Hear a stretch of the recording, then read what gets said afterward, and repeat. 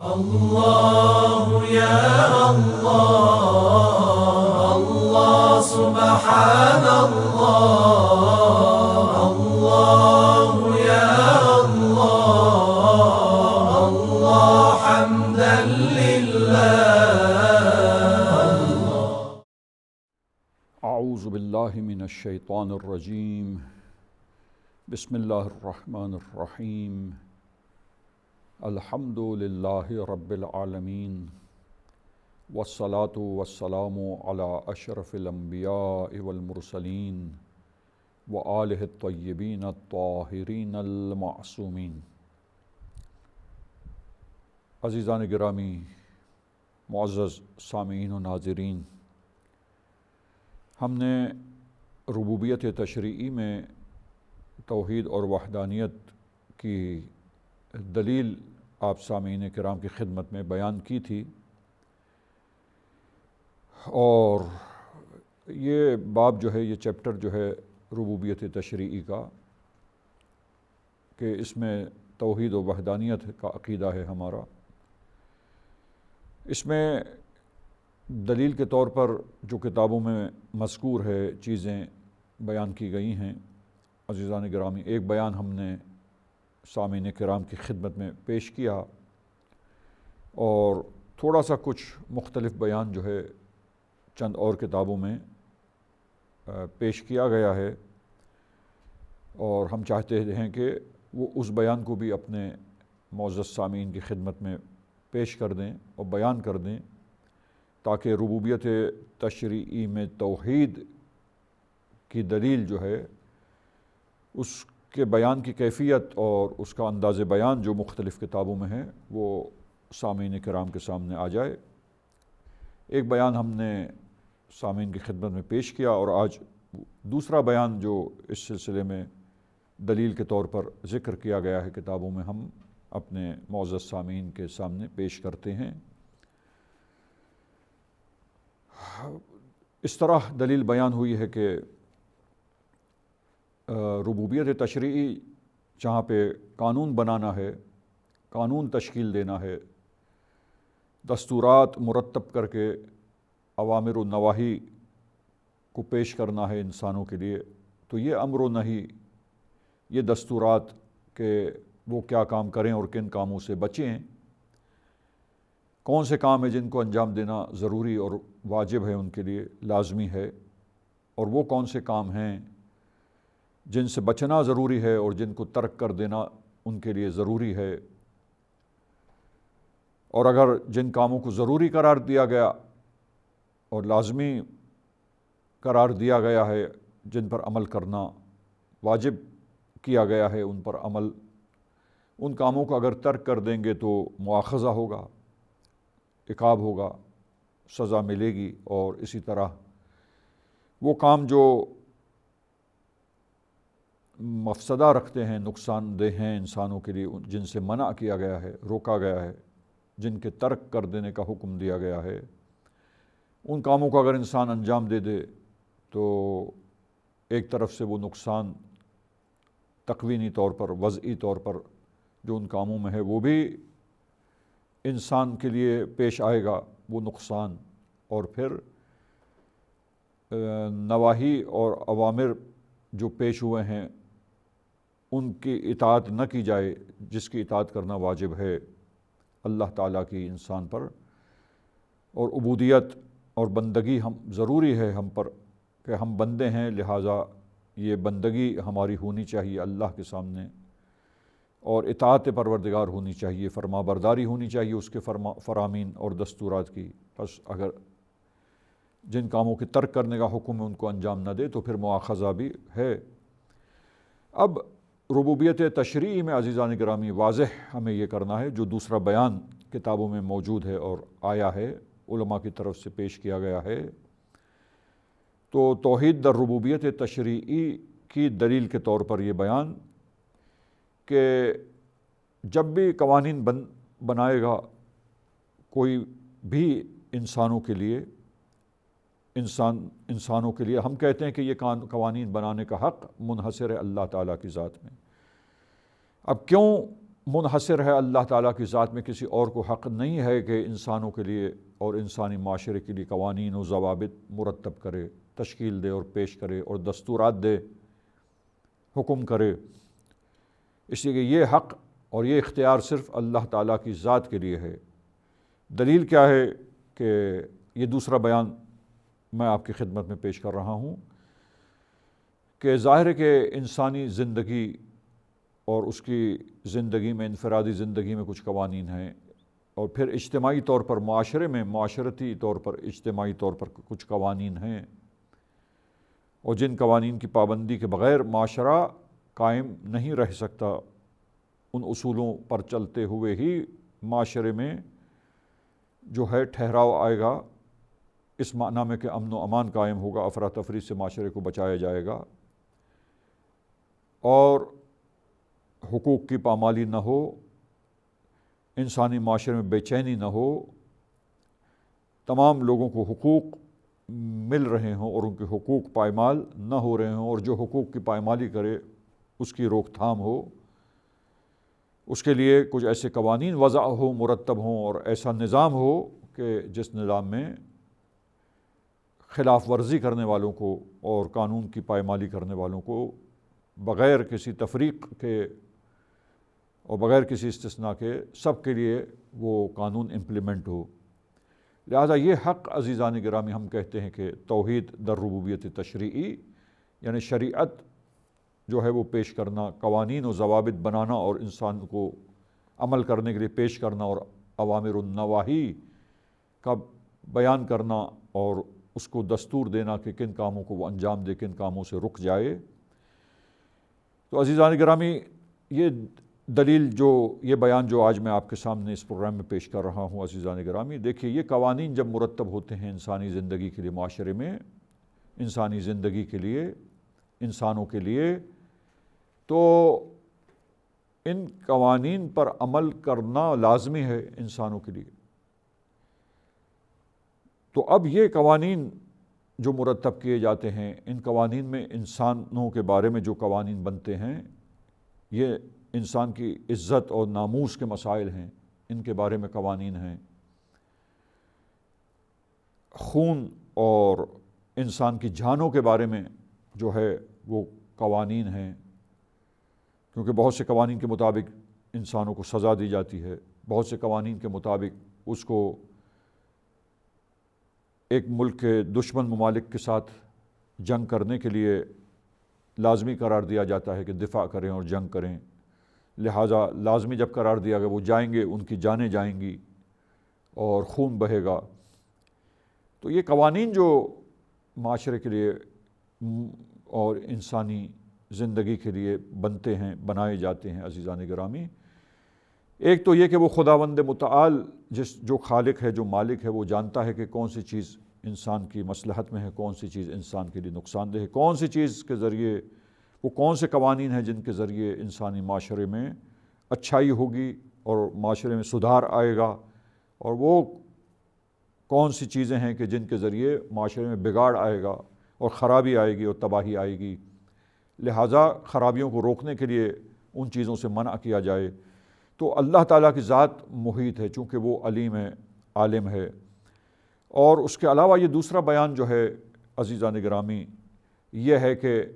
جب قانون بنیں گے تو لوگوں کی عزتوں اور ناموس کے بارے میں قوانین بنیں گے، اسی طرح لوگوں کی جانوں کے بارے میں اور انسانوں کے خون کے بارے میں قوانین بنیں گے، اسی طریقے سے لوگوں کے اموال کے بارے میں اور وہ مال جو ان کے پاس ہے ان کے بارے میں، معاشرے میں جو انسان ہیں ان کے اموال کے بارے میں بہت سارے قوانین بنیں گے۔ جو لین دین ہے اموال کی، اس کے بارے میں، پس اموال کے سلسلے میں، لین دین اور معاملات کے سلسلے میں، خون اور جانوں کے بارے میں، اسی طریقے سے عزتوں اور ناموس کے بارے میں عزیزان گرامی۔ اور انسان جو ہیں، اب وہ دوسرا پوائنٹ جو دلیل میں آتا ہے وہ یہ ہے کہ تمام انسان جو ہیں وہ اللہ تعالیٰ نے کہا کہ وہ سب آدم کی اولاد ہیں، سب بنی آدم ہیں، اور یہ سب کے سب انسان اس اعتبار سے کہ وہ سب آدم کی اولاد ہیں اور آدم کی نسل ہیں، نسل بشر ہیں، اور حضرت آدم ابو البشر ہیں، اور جناب حوا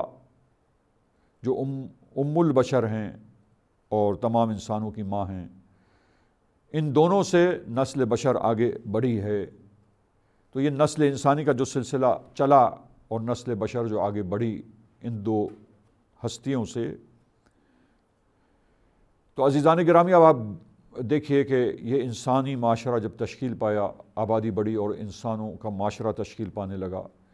اب یہ اللہ تعالیٰ کہتا ہے کہ یہ سب کے سب انسان آدم کے اولاد ہیں، اور آدم علیہ السلام جو ہیں ان کو مٹی سے پیدا کیا گیا، لہٰذا وہ مٹی سے پیدا ہوئے ہیں، لہٰذا ہم سب کی اصل مٹی کی طرف پلٹتی ہے کہ ہماری خلقت در واقع سب کی حضرت آدم سے آگے نسل بڑی ہے، اور حضرت آدم مٹی سے پیدا ہوئے ہیں، لہٰذا یہ انسان خاکی ہے اور مٹی سے بنا ہے، اور سب کے سب انسان یکساں ہیں، سب کے سب انسان آدم کی نسل ہیں۔ پس نسل بشر ہونے کے اعتبار سے تمام انسان برابر ہیں، تمام انسان یکساں ہیں، ایک جیسے ہیں۔ لہذا یہاں پر جو ہے اگر اساسی طور پر بنیادی طور پر دیکھیں تو اسلام کا نظریہ واضح ہے کہ قرآن مجید کی تعلیم کے مطابق اور پیغمبر گرامی اسلام صلی اللہ علیہ وآلہ وسلم کی تعلیم، جو یہ آفاقی تعلیم ہے خدا کی، جو نبی کے توسط سے بشر تک پہنچی ہے، عزیزان گرامی، اس میں واضح ہے کہ تمام انسان جو ہیں وہ سب کے سب برابر ہیں، اس اعتبار سے، اس لحاظ سے کہ وہ سب انسان ہیں۔ لہذا کسی کو کسی پر بلا وجہ اور خواہ فضیلت حاصل نہیں ہے کہ کہا جائے کہ بھئی ایک انسان جو ہے وہ دوسرے انسانوں کو دستور دے، ایک انسان دوسروں کے لیے امر النہی کرے، اور ایک انسان جو ہے وہ دیگر تمام انسانوں کے لیے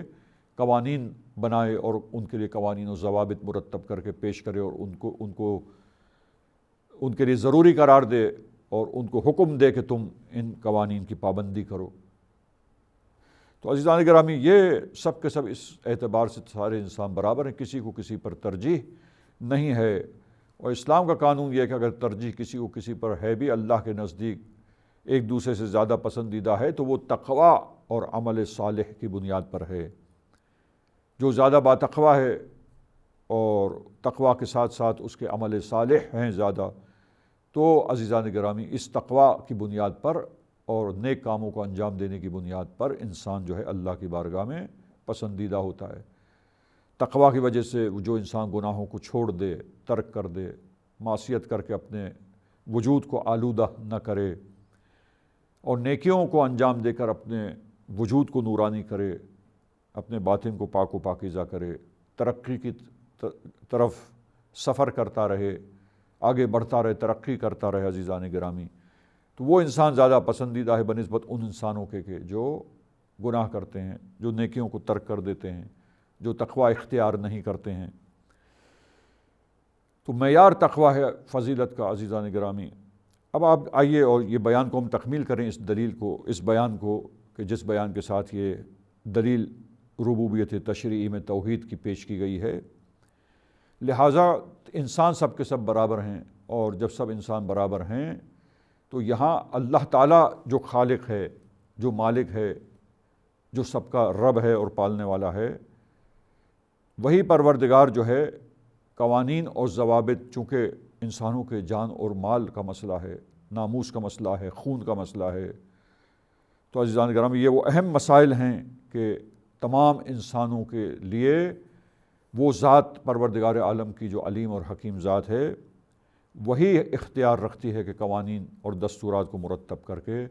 انسانوں کے لیے اور انسانی معاشرے کے لیے پیش کرے، کیونکہ ہم سب مخلوق ہیں، وہ ہمارا خالق ہے، ہم سب اس کے سامنے سر تسلیم خم ہیں، اور ہم سب اسی کی عبادت کرتے ہیں، ہم سب اس خدا کے بندے ہیں، اور اللہ کا حق کے طاعت ہم سب پر ہے،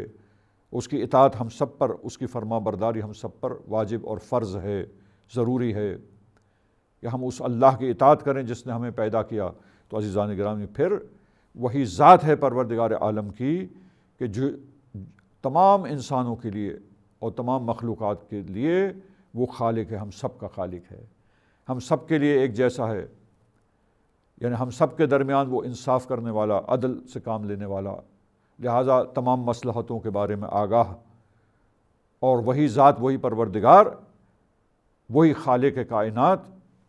پس جان و مال کے مسئلے میں، خون کے مسئلے میں، ناموس اور عزت کے مسئلے میں پس وہ ذات قانون بنائے، کیونکہ انسانوں میں سے تمام انسان ایک دوسرے کے برابر ہیں، چونکہ سب نسل انسان ہیں، سب بشر ہیں، اس لحاظ سے کوئی کسی پر فوقیت نہیں رکھتا، کوئی کسی پر ترجیح نہیں رکھتا، اور بلا وجہ، بلا مرجح کسی کو کسی پر ترجیح دے کر بعض کے سپرد یہ کام نہیں ہو سکتا۔ کسی کو یہ حق نہیں ہو سکتا کہ وہ تمام دیگر انسانوں کے لیے قوانین بنائیں۔ سب انسان اس سلسلے میں یکساں و برابر ہیں، انسان ہونے کے اعتبار سے، بنی آدم ہونے کے اعتبار سے، اللہ کے بندے ہونے کے اعتبار سے عزیزان گرامی۔ لہٰذا یہ صرف اور صرف اللہ سبحانہ و تعالیٰ کی ذات ہے، وہ ہستی ہے وحدہ لا شریک کی، کہ جو ہم سب کا مالک اور خالق ہے، ہم سب کا پروردگار ہے۔ لہٰذا وہی یہ اختیار صرف اور صرف اس اللہ کے پاس ہے کہ وہ تمام انسانوں کے لیے، اور وہ ایسے اہم مسائل، خون اور نفس کے مسائل ہیں، جان کے مسائل ہیں، اور اموال کے مسائل ہیں، ناموس اور عزتوں کے مسائل ہیں عزیزان گرامی، تو ان تمام مسائل کے سلسلے میں وہ ذات عدل و انصاف کے ساتھ قوانین بنائے، اور الہی دستورات کے ذریعے تمام انسان پابند ہوں کہ اس شریعت کو جو اللہ کی دی ہوئی ہے، وہ الہی قوانین جو اس ذات کی طرف سے مرتب ہو کے انسانوں کے پاس بھیجے گئے عمل کرنے کے لیے، تاکہ انسان سعادت دنیا و آخرت حاصل کر سکے۔ ہم انسان پابند ہیں، ذمہ دار ہیں، ہم پر فرض ہے، عقل اس کو ہمارے لیے ضروری قرار دیتی ہے کہ ہم اس خالق کائنات کی طرف سے جو دیکھتی ہے کہ یہ قانون اللہ ہی بنائے، اس کی ذات میں منحصر ہے یہ بات، اس کو ادراک کرتی ہے عقل۔ ان مقدمات کے ذریعے، اس بیان کے ذریعے جو آپ کے سامنے پیش ہوئے، اور جب وہ قوانین پیش ہوں تو تمام انسان ذمہ دار ہیں، اور سب پر فرض ہے کہ وہ ان قوانین کی پابندی کریں اور اوامر النواہی و دستورات الہی کی اطاعت کریں، تاکہ اس اطاعت اور اس پابندی کے ذریعے اور اللہ کی فرما برداری کے ذریعے انسان دنیا اور آخرت میں سعادت مند ہو سکے۔ یہ وہ ایک دوسرا بیان تھا جو ہم نے اپنے معزز سامعین کی خدمت میں پیش کیا، تاکہ ربوبیت تشریعی میں توحید کی دلیل جس انداز سے، مختلف انداز سے جو بیان کی گئی ہے، ہم نے یہ دوسرا بیان، اس کا خلاصہ بھی آج اس پروگرام میں آپ کے سامنے پیش کر دیا۔ وصلی اللہ علی محمد و اہل بیتہ الطاہرین۔ اغفر لنا ذنوبنا وارفع البلايا، اغفر لنا ذنوبنا وارفع البلايا،